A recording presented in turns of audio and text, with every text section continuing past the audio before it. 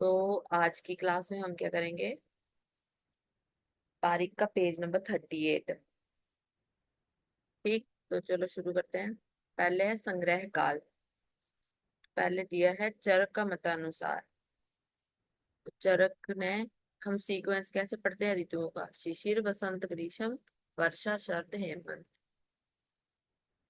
Sequence क्या है? शिशिर, शिशिर, वसंत, ग्रीष्म, फिर वसंत, फिर ग्रीष्म, फिर वर्षा। तो शिशिर एक छोड़ के ग्रीष्म, फिर जो वर्षा है एक छोड़ के वसंत, एक छोड़ के वर्षा। तो मूल किसमें ग्रहण किया है? शिशिर और ग्रीष्म में। एक प्लांट है, उसकी शुरुआत उसके मूल से ही होती है। तो शिशिर से शुरुआत हुई है, प्लांट की शुरुआत भी मूल से होती है। तो शिशिर एक छोड़ के ग्रीष्म। तो वो कब संग्रह करेंगे हम? मूल का, शिशिर और ग्रीष्म में। अब नूतन पत्र और शाखा। तो उसके बाद पेड़ जैसे जैसे बड़ा होता है उसमें पत्ते आने लगते हैं, नए नए। तो नूतन पत्र और अब पत्ते कहाँ? ब्रांचेस में लगे होते हैं ना, शाखा। तो नूतन पत्र व शाखा वसंत और वर्षा में। शिशिर, वसंत, ग्रीष्म, वर्षा। ठीक। उसके बाद है शरद में क्या क्या संग्रह करते हैं। तो इसको याद रखेंगे। शरद छींकता है। शरद नाम का एक लड़का है, वो क्या करता है? छींकता है। छींकता। शी से आ जाएगा क्षीर, क से कंद, ता मतलब त्वक। त्वक इज छाल। ओके। उसके बाद लिखा है आगे सुनुही क्षीर शिशिर में। इधर करेक्ट कर लेंगे। जो सुनुही है, सुनुही का क्षीर है, उसको हम कलेक्ट करते हैं शिशिरांते, शिशिर ऋतु के अंत में। और जो अश्वगंधा है ना, उसको हम कलेक्ट करते हैं शिशिर में। तो सुनी सुनुही क्षीर का करेक्ट कर लेंगे। ये जो है शिशिर में, उसमें क्या आ जाएगा? अश्वगंधा शिशिर में। ठीक। इस सुनुही क्षीर में क्या करेंगे हम? शिशिरांते, शिशिर ऋतु के अंत में। उसके बाद है सार। हेमंत में लेंगे हम सब कुछ ही। चरक ने हेमंत में सार ले लिया। आगे हम जो है वो सुश्रुत का पढ़ेंगे। उन्होंने हेमंत में क्षीर लिया है। और राजनिघंटु ने हेमंत में, हिम ऋतु हेमंत है, उसमें कंद लिया है। पहले तो इसका देख लेंगे। चरक ने हेमंत को क्या दिया? सारा कुछ ही दे दिया। पर जो राजा लोग होते हैं, राजा तो अपने लिए ही रखता है सब कुछ। तो उसने जो हेमंत था, उसको कंद दिया। चरक ने सब कुछ दे दिया और राजा ने हेमंत को कंद दिया। ठीक। और पुष्प और फल, तो ये तो पता ही है कि जब फूल आएंगे हम तभी तोड़ेंगे उसको, फल आएंगे तभी तोड़ेंगे। ये तो है नहीं कि फल जो है दिसंबर में आएंगे और हम तोड़ उसको, वो पहले तोड़ उसको जनवरी में लेंगे। जब वो लगे ही नहीं है तो उसको तोड़ेंगे कैसे? तो यथा पुष्प, यथा ऋतु में लेने हैं पुष्प और फल। अब उसके बाद है राजनिघंटु का।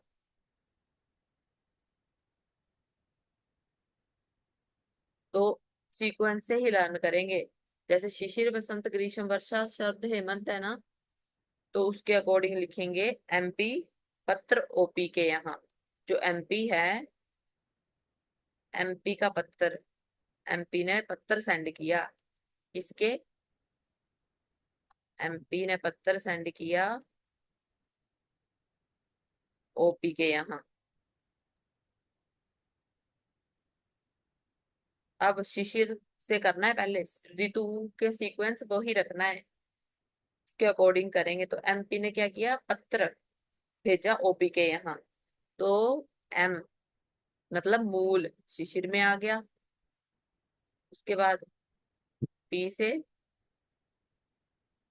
पुष्प। अब पी से पत्थर नहीं करना है क्योंकि हमने जो है वो पत्थर अलग से लिखा है। एमपी ने पत्थर ओपी के यहाँ भेजा था। तो एम से क्या आ जाएगा हमारा? मूल, जो कि शिशिर में है। उसके बाद वसंत में, पी से पुष्प और फल, इधर भी पुष्प हो गए, साथ फल साथ था इधर भी। उसके बाद शिशिर वसंत ग्रीष्म में प्रवाल पत्र, देखो पत्र जो इधर लिखा है निदाद काल। तो शिशिर ग्रीष्म को क्या कहते हैं, ग्रीष्म का पर्याय है, ग्रीष्म ऋतु को निदाद काल से भी जाना जाता है। ओके, शिशिर वसंत ग्रीष्म हो गया। अब वर्षा, अब इधर है ना ओपी, ओपी से जीरो समझ लेना, मतलब वर्षा में कुछ भी नहीं, इन्होंने वर्षा ऋतु का वर्णन नहीं किया है।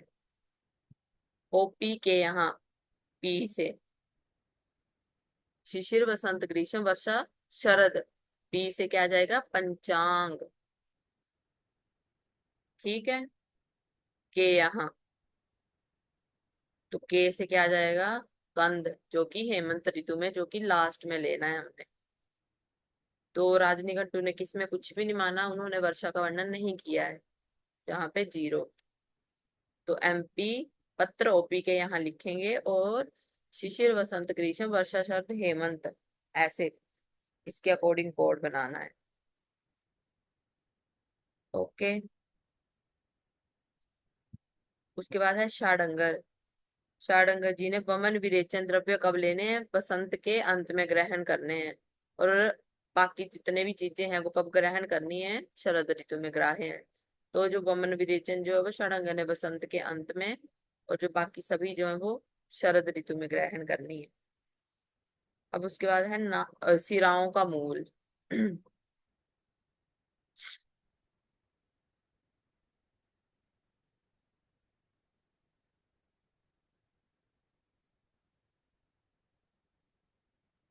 तो सिराओं का मूल सुश्रुत ने क्या माना है, नाभि। ठीक, और भागवत ने क्या माना है, हृदय। सिराओं का मूल। तो अब इसमें क्या ऐड करेंगे, देखो जो आचार्य भागवत है, कहाँ गया ये, आचार्य भागवत ने जो सिराओं का मूल है वो हृदय माना है। ठीक, और जो धमनी है उसका मूल क्या माना है भागवत ने,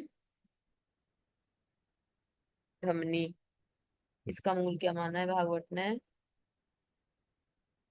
नाभि। ओके,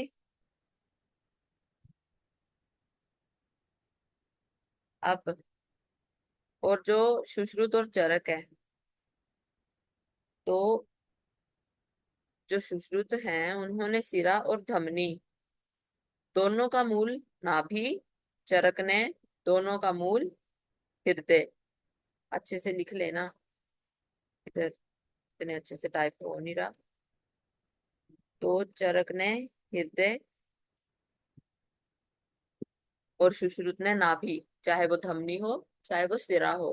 पर जो भागवत ने क्या किया है, नाभि अ, का मूल क्या माना है, धमनी। अब देखो, धमनी नौ से खत्म है, तो भागवत ने धमनी का मूल क्या माना है, नाभि। और भागवत ने हृदय का मूल हृदय क्या रह गया, ये सिरा। ठीक, उसके बाद नेक्स्ट है,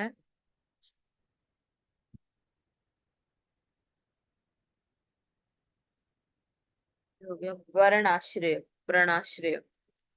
बट मैं मिटा दूं इसे।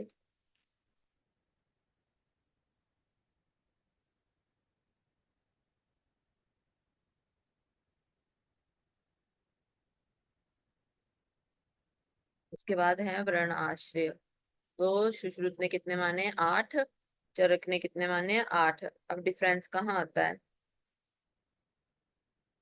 इन्होंने माना है त्वचा मांस सिरा स्नायु अस्थि संधि कोष्ठ मरम, और चरक का है मेद। अब ऐसे रख लेना, 100 से सुश्रुत, 100 से संधि, सुश्रुत 100 से सुश्रुत, 100 से संधि, और चरक ने संधि की जगह क्या माना है, मेद। ठीक, नेक्स्ट है अमाश्यस्त श्लेषम से 4 कफों को पोषण देता है। तो सुश्रुत जी ने क्या कहा है कि चारों कफों को पोषण कौन देता है? तो जो श्लेष्मा अमाशय में रहती है। कौन सा कफ जो है वो अमाशय करता है? क्लेद कफ। ठीक। और चरक रिक स्तः श्लेष्मा। अच्छा। तो सुश्रुत जी ने किसको कहा दिया कि जो अमाशय में कफ रहता है वो चार कफों को आगे पोषण करता है। तो क्वेश्चन आएगा श्लेष्मा आश्रय कौन होता है, ये पता होना चाहिए, तो क्लेद कफ। उसके बाद है रिक स्थ श्लेष्मा। अब रिक में कौन सा कफ होता है? तो अवलंबक कफ। तो चरक के साथ ही तो भागवत भी ऐड कर लेंगे। तो भागवत जी ने क्या कहा है? अवलंबक कफ जो है वो, भागवत और चरक जी ने कहा है अवलंबक कफ जो है वो चार कफों को पोषण देता है, और सुश्रुत जी ने अमाशय स्थ श्लेष्मा जो है वो चार कफों को पोषण देती है। ठीक। तो देखो हर पेज ऐसे ही पढ़ना है कि इसके आसपास की सारी ही चीजें खत्म हो जाएं, क्योंकि लास्ट में जब पढ़ते हैं तो एक जगह मटेरियल लिखा हो तो हर बुक खोली भी नहीं जाती लास्ट टाइम पे, और रिवीजन भी अच्छे से हो जाती है। अब नेक्स्ट श्रेष्ठ अंजन। तो चरक ने क्या बोला है? सोवीरंजन। सुश्रुत का स्त्रोतवंजन। ठीक। उसके बाद है वर्षा ऋतु में सेवन योग्य। तो चरक जी ने वर्षा ऋतु में कूप का जल बोला है सेवन के योग्य। ठीक है। और ऐसे कर लेना कि जो चरक हैं उनको वर्षा में आलस आता है। वर्षा में कहीं जाना पड़ गया चरक जी को तो उनको आलस आएगा। तो क्या आएगा उनको? आलस।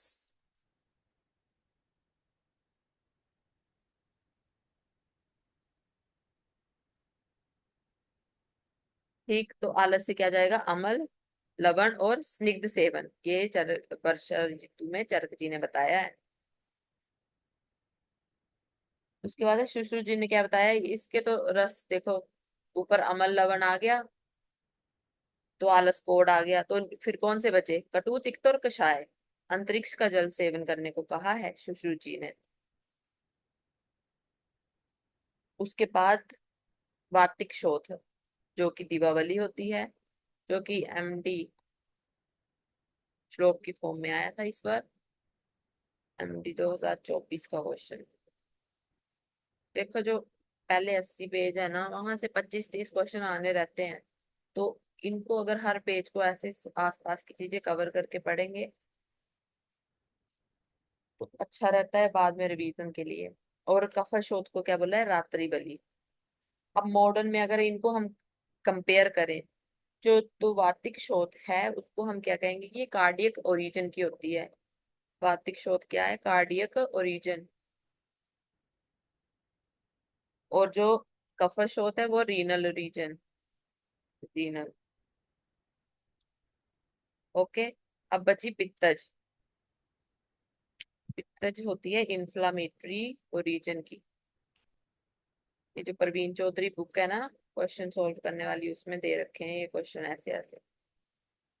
पित्तज इन्फ्लामेटरी, कार्डियक वातज, कफज रात्रि बल्ली।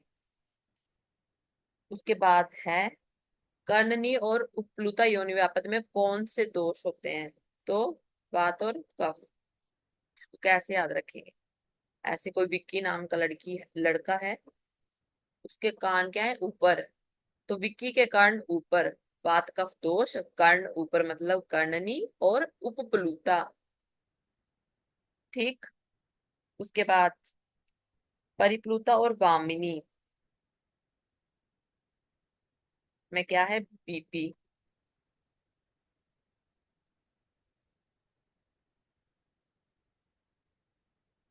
जो बीपी है इसको बीपी से ही याद रखना। ठीक है। जो बीपी की परी है वो क्या करती है? वमन। अब परी को क्या है? बीपी हो गया तो वो उल्टियां कर रही है। तो जो बीपी की परी है, मतलब जिस परी को बीपी है वो क्या करेगी? वमन। तो परी को बीपी है, बी से बात कफ, और क्या कर रही है वो? वमन। तो परिप्लुत और वामनी योनि व्यापक किस में आ गया? बाद का फज में। उसके बाद नेक्स्ट है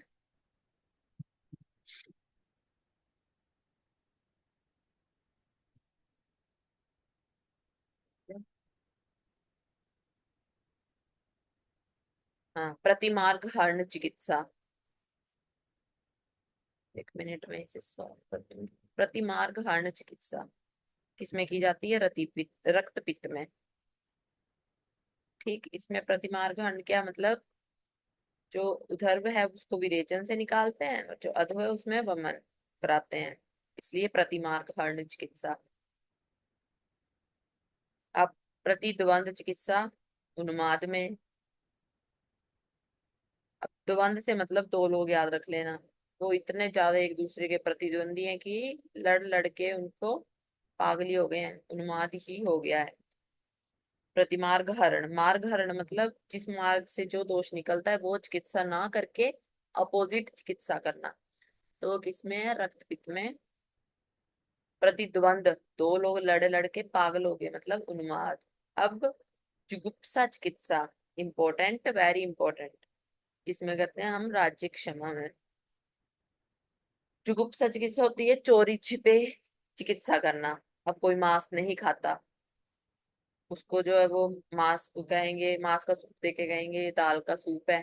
चोरी छुपे जो चिकित्सा करते हैं वो हम क्षय के रोगियों में करते हैं, राज्य क्षमा के। उसके बाद है व्यत्यास चिकित्सा, तो ये किस में करते हैं हम? पास, अर्श, पित्तावृतवात। व्यत्यास चिकित्सा क्या होती है? मतलब दो चिकित्साएं इकट्ठी। जैसे जो पित्तावृतवात है उसमें हम क्या शीत उष्ण चिकित्सा इकट्ठी करते हैं, पहले शीत करेंगे फिर उष्ण करेंगे। ओके।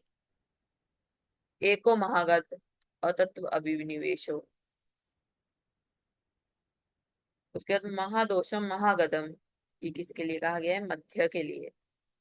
एक महागत पूछेगा तो अतत्व अभिनिवेश, और महादोष महागदम तो मध्य के लिए। महागत जो है वो तत्व अभिनिवेश से जो है वो कंफ्यूज करता है। तो अगर एको महागत पूछा होगा तब ये लगाएंगे, और महादोष महागदम पूछा होगा तो मध्य। उसके बाद महागदम महाबेगम अग्निवत शीघ्रकारी, तो ये रक्तपित्त के लिए। अब रक्तपित्त क्या है? पित्त बढ़ गया उसका, रक्त खोल गया है उसका, मतलब अग्निवत, अग्नि बढ़ गई है इतनी शीघ्र शीघ्र। तो अग्निवत शीघ्रकारी वाला किसमें है? रक्तपित्त में। देखो इस ही पेज से एमडी 24 में दो क्वेश्चन आ चुके हैं, तो हर पेज को इसके आसपास की सारी चीजें पढ़ के करना, तभी फायदा है। ऐसे रीड करके छोड़ने से तो टॉपिक भी क्लियर नहीं होगा। उसके बाद महामूला महावेगा महाशब्दा महाबला, तो ये हिक्का के लिए। उसके बाद महाव्याधि, तो हलीमक, ये चरक के अकॉर्डिंग लिखा गया है कि चरक ने महाव्याधि किसको बोला है? हलीमक को। अब सुश्रुत का लिख लेंगे, सुश्रुत का। सुश्रुत ने किसको कहा है? श्वास और अपस्मार महाव्याधि।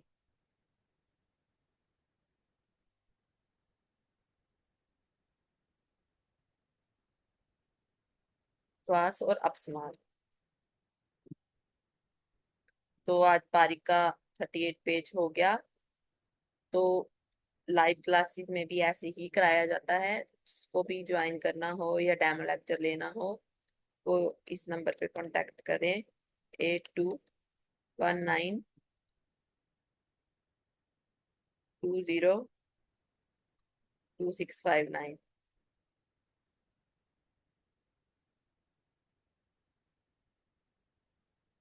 तो